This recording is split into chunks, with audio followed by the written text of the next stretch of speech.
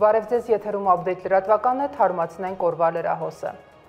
Եվ այսպես, արտգործնախարարությունն անդրադարձել է Ադրբեջանի նախագահի կողմից հերթական հնչեցրած այսպես կոչված Արևմտյան Ադրբեջան կեղծ խոսույթին։ Armenpress-ի հարցին, թե ինչպես է նախարարությունն արձագանքում այդ թեզերին, խոսնակ Անի Բադալյանը պատասխանել է, որ Հայաստանի Հանրապետության տարածքում Արևմտյան Ադրբեջան չկա։ Արևմտյան Ադրբեջանն Ադրբեջանի Հանրապետության արևմտյան շրջաններն են։ Կառավարությունը հաստատել է զինվորական ծառայության կարգավորման փոփոխությունների վերաբերյալ քաղաքացիական պայմանագիր խմբակցության պատգամավոր Հայկ Սարգսյանի նախագիծը։ Վարչապետն արձակուրդում է, կառավարության նիստը վարել է փոխվարչապետ Տիգրան Խաչատրյանը։ Պաշտպանության նախարարը ներկայացնելով նախագիծը նշել է, որ առաջարկում է սահմանել 24 ամսից պակաս ժամկետով պարտադիր զինվորական ծառայություն անցնելու հնարավորություն 1 ամիս ժամկետով վճարելով 20 միլիոն դրամ, 6 ամիս ժամկետով ծառայությունը անցնելու դեպքում 15 միլիոն դրամ։ Պարտադիր զինվորական ծառայությունը անցնելու սահմանային առավելագույն տարիքը 27-ի փոխարեն սահմանել 32 տարեկան։ Մինչև 18 տարին լրանալը եւ կամ զորակոչային տարիքում Հայաստանի Հանրապետության քաղաքացիություն ստացած եւ մինչև քաղաքացիություն ստանալն այլ զինվորական ծառայություն չանցած կամ 1 տարուց պակաս ժամկետով ծառայություն անցած քաղաքացիների համար զու օրենքով սահմանված 24-ամյա ծառայության ժամկետը փոխարինել 12-ամյա ժամկետով ծառայությամբ, ինչպես նաեւ այդ ժամկետով չզորակոչվելու դիմաց նախատեսել 2.5 միլիոն դրամ պետբյուջե փոխանցելու պարտականություն։ Մինչև 16 տարին լրանալը զինվորական հաշվառման տարիքը Հայաստանի Հանրապետության քաղաքացիությունից դուրս գալու համար արական սեռի քաղաքացիների համար պետական տուրքի գումարը սահմանել 15 միլիոն դրամ։ Այդ առաջարկություններով օրինագիծը կներկայացվի ԱԺ քննարկմանը։ Պարոն Պապիկյան, ես ճիշտ եմ հասկանում, որ կառավարության կողմից ներկայացված առաջարկությունների մեկ սկզբունքային առանձնահատկությունն այն է, որ յուրաքանչյուր զորակոչի դեպքում կառավարությունը համապատասխան սահմանաչափ կհայտարարի եւ սա նաեւ թույլ կտա գնահատել այս միջոցառման արդյունավետությունը կամ կառավարել այն ռիսկերը, որոնք կարող են առաջանալ նման շատ զգայուն, ինչպես դուք նշեցիք, եւ էական փոփոխությունների պարագայում։ Այո, պարոն Խաչատրյան, դուք շատ ճիշտ եք, այս կետը մեզ համար սկզբունքային էր այն առումով, որ չնայած բարեփոխումը նպատակ ունի զորակոչիկների թիվը ավելացնել եւ տարբեր ճանապարհներով զորակոչից խուսափելու հնարավորությունները սահմանափակել, ընդհուպ ամբողջությամբ արգելափակել, որպեսզի այն գումարները, որոնք տարբեր ուղիներով հոսում են տարբեր տեղեր, դրանք մտնեն պետական գանձարան եւ նույն ժամանակ մեզ հնարավորություն տան մեծացնելու պրոֆեսիոնալ բանակի հնարավորությունները եւ թվաքանակը։ Ես պիտի հիշեցնեմ, որ այս նախագծի մի մասը դեռևս 2022 թվականին կառավարության կողմից էր հենց առաջարկվել եւ հետագայում դրա մի մասը արկախվեց 2022 թվականի սեպտեմբերի դեպքերով պայմանավորված։ Այն ժամանակ էր, որ մեր կողմից ընդունվեց Պաշտպան հայրենիաց ծրագիրը, որը ենթադրում է, որ այն ժամկետային զինծառայողը, որը 5 տարով պայմանագիր կկնքի Պաշտպանության նախարարության հետ, ծառայությունից հետո կստանա նաև 5 միլիոն դրամ պարգևավճար։ Եվ այստեղից էլ այս թվերը, խոսքը վերաբերում է 18 եւ 24 միլիոն դրամ կառավարության առաջարկություններին, որը ենթադրելու է, որ հնարավոր կարճ ժամկետով ծառայելու պարագայում, երբ գումար կվճարեն պետական բյուջե, դրա միջոցով մենք կարողանանք 5 տարի շարունակ 2 պայմանագրային զինծառայողի եւ աշխատավարձ վճարել եւ նաեւ վճարել այն 5 միլիոն դրամ պարգևավճար, որը ստանձնել է կառավարությունը։ Ես ճիշտ եմ հասկանում, որ մենք սահմանում ենք 3 ժամկետ ծառայության համար պարտադիր 24 ամիս, 4 ամիս եւ 1 ամիս եւ եթե այո, նաեւ ուզում եի հասկանալ ինչի հենց 1 ամիս եւ 4 ամիս, ոչ թե 6 ամիս եւ 12 ամիս օրինակ։ Նու 1 ամսվա դեպքում էլի կարող եմ տրամաբանությունը ենթադրել, այսինքն նվազագույն պատրաստություն անցնեն զորակոչիկները, հետո այդ հնարավորությունից օգտվեն, բայց 4-ը չգիտեմ, կխնդրի ես բարձրաբանել։ Շնորհակալ եմ։ 24 ամիսը օրենքով սահմանված Հայաստանի քաղաքացու պարտավորություններն են, իսկ կրճատ ժամկետները վերաբերում են, դուք ճիշտ նկատեցիք, 1 ամիսը նվազագույն պատրաստության համար, որպեսզի քաղաքացին տիրապետի օգտվել զենքից եւ տարական զինվորական կանոններ, որովհետեւ այս երիտասարդները, ովքեր այդ հնարավորությունը կստանան, միևնույնն է գրանցվելու են պահեստազորում, ի տարբերություն զարտուղի ճանապարհով ազատվող այլ քաղաքացիների։ Գուցե եւ կարգավորումները վերջնական չեն, իդեալական չեն, բայց պետքա կարծում եմ համարձակություն ունենալ եւ փորձել գնալ լուծման, որովհետեւ չլուծելով խնդիրը չի վերացել, այսինքն այնպես չի, որ մենք չենք արել այս կարգավորումները եւ դրանից ինչ որ չգիտեմ, իներցիայով կամ աստիճանաբար խնդիրը մեղվվել է կամ ինչ, ոչ այդ նույն խնդիրը կա, մենք միշտ խոսել ենք եւ բոլորը մշտապես խոսել ենք եւ ոչինչ չենք արել հաշվի առնելով այո զգայունությունը։ Ես միանում եմ ձեր առաջարկին, եկեք փորձենք անենք, հետո կհրկվենք, եթե կարիք լինի։ Հայաստանը վերացնում է մուտքի վիզայի անհրաժեշտությունը Բահրեյնի թագավորության, Սաուդյան Արաբիայի թագավորության եւ Օմանի սուլթանության քաղաքացիների համար։ Այս որոշումը եւս ընդունվել է կառավարության նիստում։ Նախագծի համաձայն մուտքի արտոնագրերի անհրաժեշտությունը վերացվում է նաև այն անձանց համար, որոնք այս երկրներում, ինչպես նաև Միացյալ Արաբական Էմիրություններում եւ Միացյալ Նահանգներում ունեն կացության իրավունք կարգավիճակ։ Նախագիծը ներկայացրել է ԱԳ նախարարը։ Էկոնոմիկայի նախարարն էլ կարևորելով նախագիծը նշել է այն ենթադրում է նաև զբոսաշրջային էական հոսքերի ավելացում։ Անհրաժեշտությունը այս փոփոխության հիմնավորվում է տնտեսական նկատառումներով, ակնհայտ է, որ այս փոփոխությամբ մենք կհեշտացնենք եւ մարդկանց այցելությունը մեր երկիր եւ մարդկանց միջև, այսինքն մեր քաղաքացիների հետ շփումները, ինչպես նաեւ կմեծացնենք ներդրումային գրավչությունը։ Ուզում եմ ավելացնել նաեւ, որ մի շարք այլ երկրներում, հարևան երկրներում, ովքեր ունեն որոշակի տնտեսական զարգացվածության մակարդակ, արդեն իսկ նման ռեժիմ ունենք, այսինքն արտոնագրային ռեժիմ չունենք։ Դիցուք օրինակ Միացյալ Արաբական Էմիրությունները մենք վերջերս անցած տարի, եթե չեմ սխալվում, վերացրեցինք այդ անհրաժեշտությունը իրենց հետ եւս։ Նաեւ նշեմ, պարոն փոխվարչապետ, մենք չզեկուցվող հարցերի փաթեթի շրջանակներում արդեն ընդունեցինք քիչ առաջ որոշում, որը բխում է կարգավորումներ է նախատեսվում, որոնք բխում են այս որոշումից։ Շնորհակալություն, պարոն Միրզոյան։ Նախագծի վերաբերյալ հարցեր, դիտարկումներ, պարոն Պապյան, խնդրեմ։ Շնորհակալություն, հարց չունեմ, դիտարկում, սա շատ կարևոր նախագիծ ենք մենք համարում եւ ակնկալում ենք զբոսաշրջային էական հոսքերի ավելացում եւ նաեւ գործարար միջավայրն է սա ողջունում եւ պատրաստվում, հուսով ենք նաեւ սրանք հաջորդվի նաեւ ուղիղ չվերթների ավելացման հնարավորությունը, որովհետեւ նախ մեր զբոսաշրջության ռազմավարությունը, որը կարելի ասել գրեթե պատրաստ է, մենք այն երկրները, որոնց մասին պարոն Միրզոյանը նշեց, մենք թիրախավորել ենք որպես մեր հիմնական շուկաներ, մասնավորապես Մերձավոր Արևելքի շուկան մեզ համար հիմնական եւ առանցքային շուկաներից է այսուհետ դառնում եւ մենք տեսնում ենք, որ շարունակաբար վերջին տարիներին զբոսաշրջային հոսքերը ավելանում են եւ սրա միջոցով ըստ էության բոլորովին նոր մակարդակի գալու հույս ունենք եւ իհարկե շատ կարեւոր է որոշման երկրորդ մասը, որովհետեւ մի շարք երկրների դեպքում բնակության ավելի մեծ մաս, այսպես ասած, ոչ քաղաքացի ռեզիդենտներ են, նույն Կատարի, Միացյալ Արաբական Էմիրությունների եւ այլ երկրներ կան, որտեղ ավելի շատ մարդիկ են ապրում, բայց իրենք քաղաքացի չեն եւ իրենք նույնպես եթե օգտվեն այս հնարավորությունից, ապա կարծում ենք, որ նորից էական զբոսաշրջային հոսքեր մենք կունենանք եւ տնտեսական առումով կարծում ենք, որ շատ կարեւոր նախագիծ է եւ իհարկե նաեւ հեշտացնում է պոտենցիալ ներդրողների մուտքը Հայաստան, որովհետև հաճախ նաև մեր երկրները պետք է լրացուցիչ գրավչություն ցուցաբերեն, որպեսզի նաև պոտենցիալ ներդրողները ավելի հեշտ գան ուսումնասիրեն մեր միջավայրը եւ նաև դա կարող է իրենց օգնել, որպեսզի իրենք Հայաստանում ներդրումներ կատարեն։ Այս առումով էկոնոմիկայի նախարարությունը միանշանակ ողջունում է նախագիծը եւ ամբողջ գործարար համայնքը ողջունում է այս նախագիծը։ Փոխվարչապետ Մհեր Գրիգորյանն աշխատանքային այցով մեկնել է Ռուսաստան։ Նա մասնակցելու է Մոսկվայում կայանալիք Եվրասիական տնտեսական հանձնաժողովի խորհրդի հերթական նիստին։ Մերձավոր Արևելքի երկրներից ամեն հաջորդ տարի Հայաստան եկող զբոսաշրջիկների թիվը շարունակաբար ավելանում է։ Կառավարության նիստից հետո լրագրողների հետ զրույցում ասել է էկոնոմիկայի նախարարը։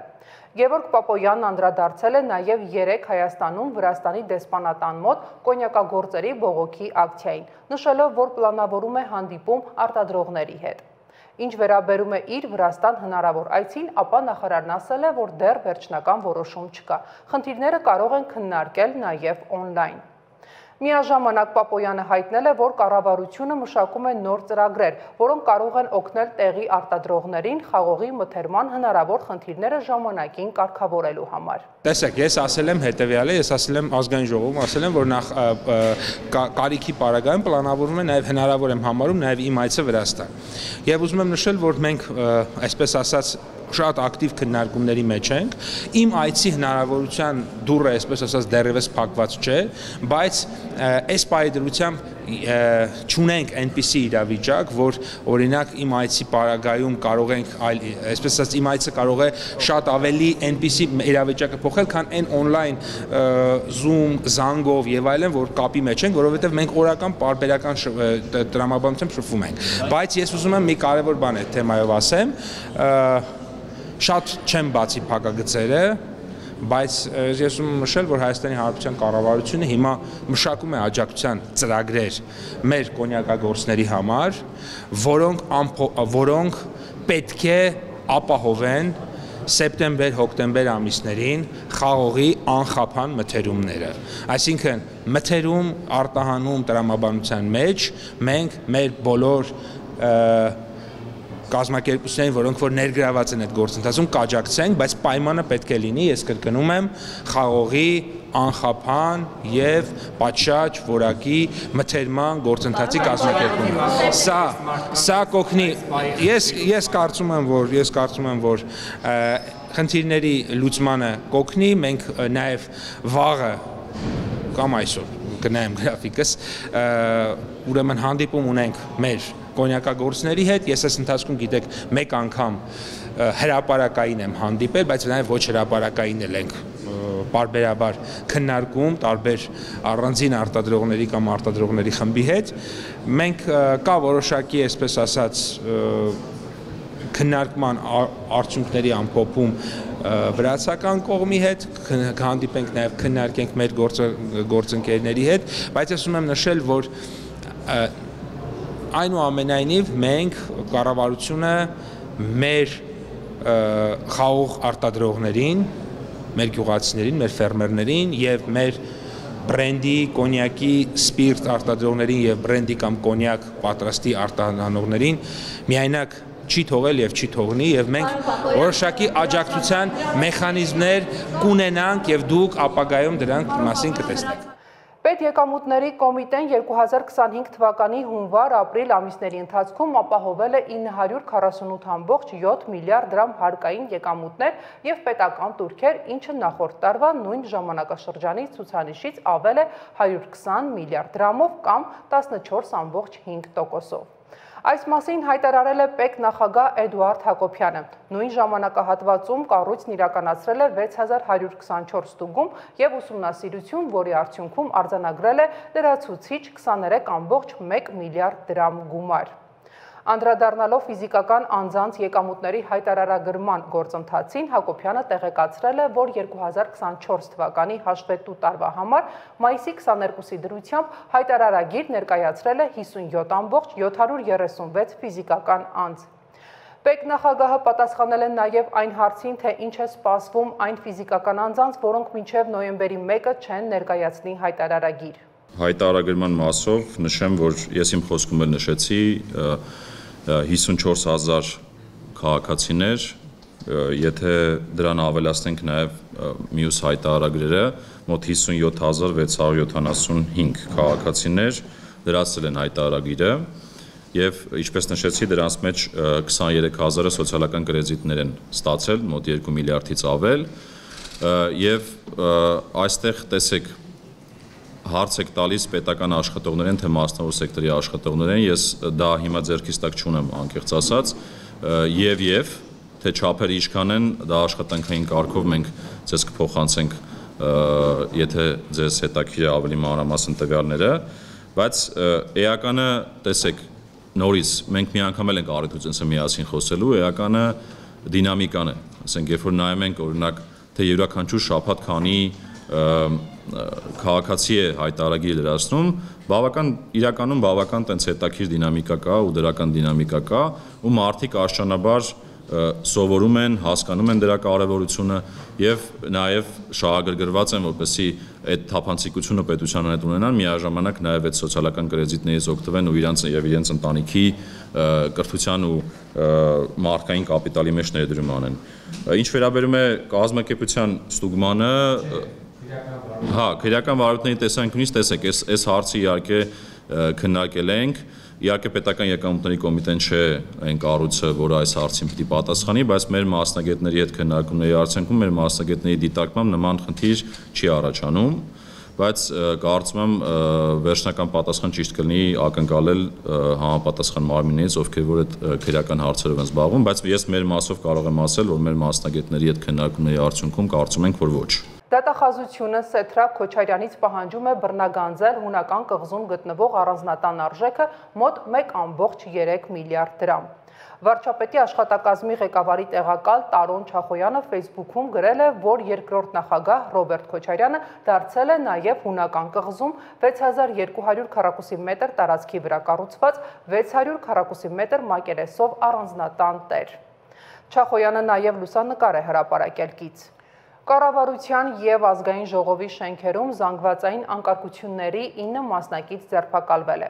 Քննչական կոմիտեն տեղեկացնում է, որ ձևավորված քննչական խմբի կողմից ԱԱԾ համապատասխան ստորաբաժանումների հետ կատարվել են խուզարկություններ եւ զանգվածային անկարգությունների մասնակցած 9 անձիկ հայտնաբերվել եւ ձերբակալվել են։ Միջնորդություններ են ներկայացվել դատարան կալանքը որպես խափանման միջոց ընտրելու վերաբերյալ։ Ձեռնարկվում են համալիր միջոցառումներ զանգվածային անկարգությունների մյուս մասնակիցների ինքնությունը պարզելու եւ նրանց նկատմամբ քրեաիրավական ներգործության միջոցներ կիրառելու ուղղությամբ։ Նախաքննությունը շարունակվում է։ Այժմ առաջարկում եմ ծանոթանալ միջազգային լրահոսին։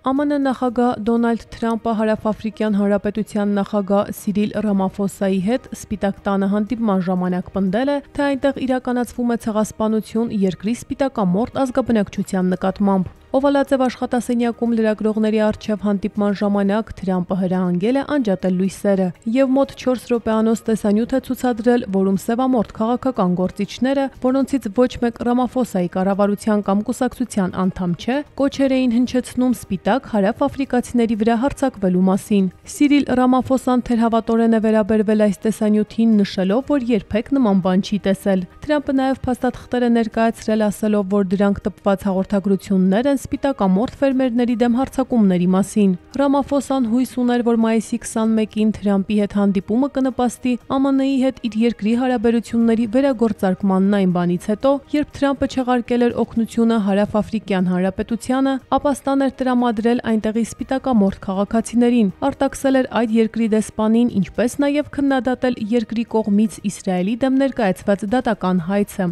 որով Հարավ-Աֆրիկյան Հանրապետությունը Իսրայելին մեղադրում է ցեղասպանության մեջ։ Վաշինգտոնի եւ Թեհրանի միջև Իսլամական Հանրապետության միջուկային ծրագրի շուրջ տարաձայնությունները հարթելու նպատակով բանակցությունների 5-րդ փուլը տեղի կունենա մայիսի 23-ին Ռոմում։ Այս մասին հայտնում է Էսմայիլ Բաղային։ Նա նաեւ հավելել է, որ Թեհրանը վճռական է պաշտպանել Իրանի ժողովրդի իրավունքներն ու շահերը միջուկային էներգիայի խաղաղ օգտագործման հարցում։ Իրանի եւ ԱՄՆ-ի միջև միջուկային հիմնախնդրի եւ ամերիկյան պատժամիջոցների վերացման շուրջ բանակցությունները շարունակվում են ապրիլից։ Վաշինգտոնը մտավախություն ունի, որ Թեհրանը կարող է միջուկային զենք ստեղծել սեփական ծրագրի շրջանակում։ Միաժամանակ Իրանը պնդում է, որ այդ ծրագիրն օգտագործվում է խաղաղ ճանապարհով։ ԱՄՆ նախագահ Դոնալդ Թրամփը պարզաբանել է, որ Իսլամական Հանրապետության հետ պոտենցիալ նոր համաձայնագիրը կտարբերվի գործողությունների համատեղ համապարփակ ծրագրից եւ կլինի ավելի ուժեղ։ Բելգիան, Կանադան, Ֆրանսիան, Գերմանիան, Իտալիան, Նիդերլանդները, Պորտուգալիան, Իսպանիան եւ Ուրուգվայը հայտնել են, որ Իսրայելի դեսպաններին հրավիրել են իրենց երկրների արտգործնախարարություն Ջենինում իսրայելական ուժերի կողմից դիվանագետների վրա կրակոցների վերաբերյալ բացատրություն տալու։ Կանադայի վարչապետ Մարկ Քարնին միջադեպն անվանել է բացարձակապես անընդունելի եւ պահանջել է անհապաղ բացատրություն։ Գերմանիան, Իտալիան, Իսպանիան, Բելգիան, Սաուդյան Արաբիայի թագավորությունը, Եգիպտոսը, Դանանը, Թուրքիան եւ Ճապոնիան դատապարտել են իսրայելական ուժերի կողմից մայիսի 21-ին Ջենինի փախստականների ճամբար այցելության ժամանակ դիվանագիտական պատվիրակության վրա կրակոցները։ Ճապոնիայի կառավարության խոսնակ Յոշիմասա Հայաշին հայտնել է, որ Տոկիոն բողոք է ներկայացրել իսրայելական կողմին եւ խնդրել պարզաբանում տալ եւ կանխել նման միջադեպի կրկնությունը։ ՄԱԿ-ի գլխավոր քարտուղար Անտոնիո Գուտերեշն իր հերթին Իսրայելի քայլը որակել է անընդունելի։ Պատվիրակությունը, որի կազմում էին շուրջ 30 երկրների դիվանագետներ, միջազգային կազմակերպությունների եւ արտասահմանյան լրատվամիջոցների ներկայացուցիչներ, մայիսի 21-ին հայտնվել էր իսրայելական ուժերի կողմից կրակի տակ, երբ նրանք այցելել էին Ջենինի ճամբար ուսումնասիրելու այնտեղ տիրող իրավիճակը։ Վաշինգտոնի հրեական թանգարանում տեղի ունեցած միջոցառումից հետո մայիսի 21-ի ուշ երեկոյան շենքից դուրս գալիս սպանվել են Իսրայելի դեսպանատան 2 աշխատակից, 1 տղամարդ եւ 1 կին։ Կասկածյալը ձերբակալված է։ Վաշինգտոնում Իսրայելի դեսպանատան խոսնակը հայտնել է, որ դիվանագիտական առաքելության աշխատակիցների վրա կրակել են մոտ հեռավորությունից։ Կրակողը 30-ամյա Էլիաս Ռոդրիգեսն է Չիկագոից, որը բացականչել է Ազատություն Պաղեստինին։ Նա չի փորձել փախուստի դիմել եւ հրաձգությունից հետո փորձել է մտնել շենք, որտեղ նրան բռնել են անվտանգության աշխատակիցները։ ԱՄՆ նախագահ Դոնալդ Թրամփը իր սոցհարթակում դատապարտել է տեղի ունեցածը, նշելով, որ ատելությունն ու արմատականությունը ԱՄՆ-ում տեղ չունեն։ Իսրայելի նախագահ Իցհակ Հերցոգը, ԱՄՆ պետքարտուղար Մարկո Ռուբիոն, ՄԱԿ-ում Իսրայելի դեսպան Դենի Դանոնը նույնպես դատապարտել են տեղի ունեցածը։ Իսրայելի արտգործնախարար Գիդեոն Սաարը հայտնել է, որ Իսրայելի եւ ԱՄՆ-ի իշխանությունները կապի մեջ են միջադեպից հետո։ Ուկրաինայի ժողովուրդը պետք է նոր ղեկավարություն ընտրի Ռուսաստանի հետ հուշագիր ստորագրելու համար։ Այս մասին հայտարարել է Ռուսաստանի Դաշնության արտաքին գործերի նախարարության իրավական բաժնի տնօրեն Մաքսիմ Մուսիխինը։ Նրա խոսքով Ուկրաինայի նախագահ Վլադիմիր Զելենսկին հարմար չէ ստորագրողի դերի համար, քանի որ նա վաղուց կորցրել է նույնիսկ ներքին լեգիտիմությունը։ Ըստ Մուսիխինի պետք է վստահ լինել, որ ուկրաինական կողմից համաձայնագիրը ստորագրում է մարդ, որը դրա համար ժողովրդից մանդատ ունի։ Հակառակ դեպքում խնդիրներ կլինեն։ Մայիսի 19-ին ԱՄՆ նախագահ Դոնալդ Թրամփի հետ հեռախոսազրույցի ընթացքում Ռուսաստանի Դաշնության նախագահ Վլադիմիր Պուտինը հայտարարել էր, որ Մոսկվան պատրաստ է աշխատել Կիևի հետ խաղաղության պայմանագրի վերաբերյալ հուշագրի շուրջ։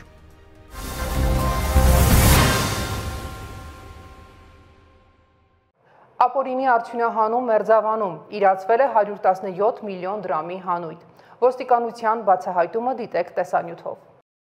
Քրեական ոստիկանության կազմակերպված հանցավորության դեմ պայքարի վարչությունում ստացվել էր տեղեկություն փակ բաժնետիրական մի ընկերության ապօրինի ձեռնարկատիրության վերաբերյալ։ Ստուգումներով ձեռք բերվեցին նոր փաստական տվյալներ, որ ընկերությունը Արմավիրի մարզի Մերձավան գյուղի վարչական տարածքի 46 հեկտար մակերեսի վրա, ունենալով բազալտի հանքարդյունահանման թույլտվություն, 2022 թվականի օգոստոսից մինչ օրս արդյունահանում է կատարել նաև հարակից 7.6 հեկտարի վրա եւ մոտ 24000 խորանարդ մետր հանույթը տեսակավորման կետից իրացրել շուրջ 117 միլիոն դրամով, ինչի հետևանքով պետությանը եւ համայնքին պատճառվել է առանձնապես խոշոր չափերի վնաս։ Վաղաշապատի քննչական բաժնում նախաձեռնվել է քրեական վարույթ ապօրինի ձեռնարկատիրական գործունեության հատկանիշներով։ Հանգամանքները նախաքննության պարզվում են։ Ծանուցում ենթադրյալ հանցանքի մեջ կասկածվողը կամ մեղադրվողը համարվում է անմեղ, քանի դեռ նրա մեղավորությունը ապացուցված չէ Հայաստանի Հանրապետության քրեական դատավարության օրենսգրքով սահմանված կարգով, դատարանի օրինական ուժի մեջ մտած դատավճռով։ Ցուցադրական վարժանք արտակարգ իրավիճակների տարբեր սցենարներով։ Ներքին գործերի նախարարությունը տեսանյութ է հրապարակել։ Մայիսի 20-ին ռուս-հայկական մարդասիրական արձագանքման կենտրոնում անցկացվեց ուսումնավարժանք, որը նվիրված էր կենտրոնի գործունեության 10-ամյակին։ Ներկային ներքին գործերի նախարարության փրկարարծառայության տնօրեն, ներքին գործերի նախարարի տեղակալ ռուս-հայկական մարդասիրական կենտրոնի խորհրդի համանախագահ Կամո Ցուցուլյանը Ռուսաստանի Դաշնության քաղաքացիական պաշտպանության, արտակարգ իրավիճակների եւ բնական աղետների հետևանքների վերացման նախարարի տեղակալ Վյաչեսլավ Բուտկոն, ինչպես նաեւ ներքին գործերի նախարարության ներկայացուցիչներ հյուրեր։ Կամո Ցուցուլյանն ու Վյաչեսլավ Բուտկոն շրջայց կատարեցին օպերատիվ կառավարման բաժնում, ծանոթացան կենտրոնի տեխնիկական հագեցվածությանը, արագ արձագանքման կարողություններին եւ նորարարական լուծումներին։ Ցուցադրական վարժանքը արտակարգ իրավիճակների տարբեր սցենարներով էր՝ ավտովթար, պայթյուն, հրդեհ, արգելափակում շենքում,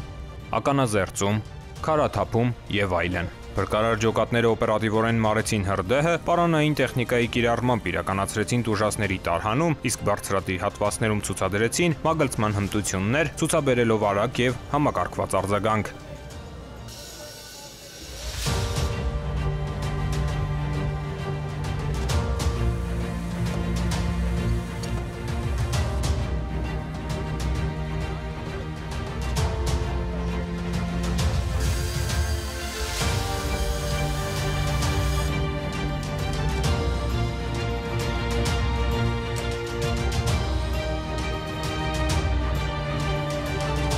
Առաջին բուժօգնություն ցուցադրական վարժանք իրականացրեց 911 ծառայության հանձնակազմը։ Իրականացվեց նաև ստացիոնար բուժօգնության կարիք ունեցող տուժածին ուղղաթիռով տեղափոխման իմիտացիա։